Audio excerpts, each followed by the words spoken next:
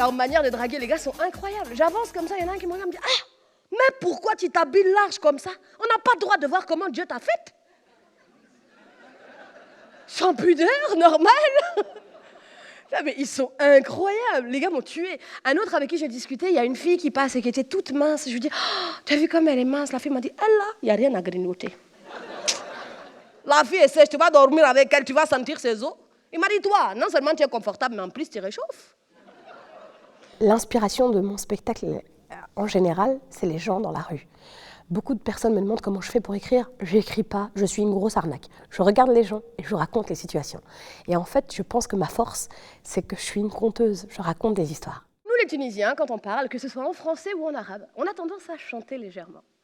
Allô? Oui, wallahi, vraiment, je t'ai dit, c'est un endroit formidable. Écoute, je te dis quelque chose entre nous. Wallah, mon papa, tous les samedis, il nous emmène en sortie. Et bien sûr, c'est normal, on est des gens civilisés. On a fait la révolution. Et le problème, c'est que même nos hommes parlent comme ça. Alors essayez d'imaginer toute la virilité que peuvent dégager les Tunisiens. À l'un de mes spectacles, il y en a un qui s'est levé, il m'a dit « Quoi? Moi, je parle en chantant !»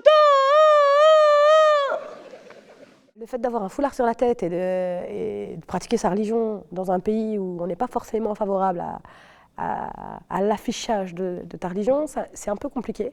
Donc je sais que ça a pu poser problème avec certaines personnes, mais quand on fermait la porte, je passais par la fenêtre et je faisais ce que j'avais envie et besoin de faire sans me mettre de contraintes. Au début, je m'en suis mise, mais avec le temps, j'ai fini par comprendre que les seules barrières que j'avais, c'était celles que j'avais dans la tête.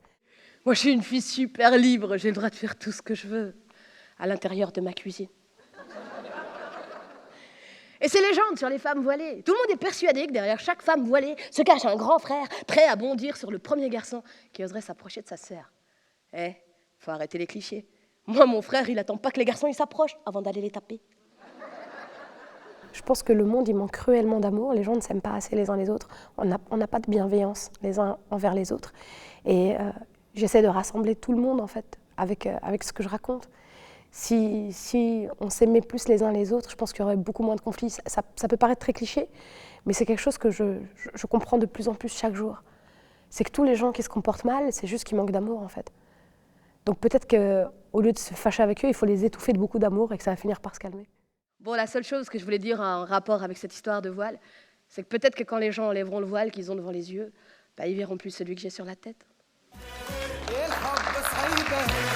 مزق لي جاشي سامور الهيبة يوما يتفاشي 2000 طبيبة حاروا في يوما نبراشي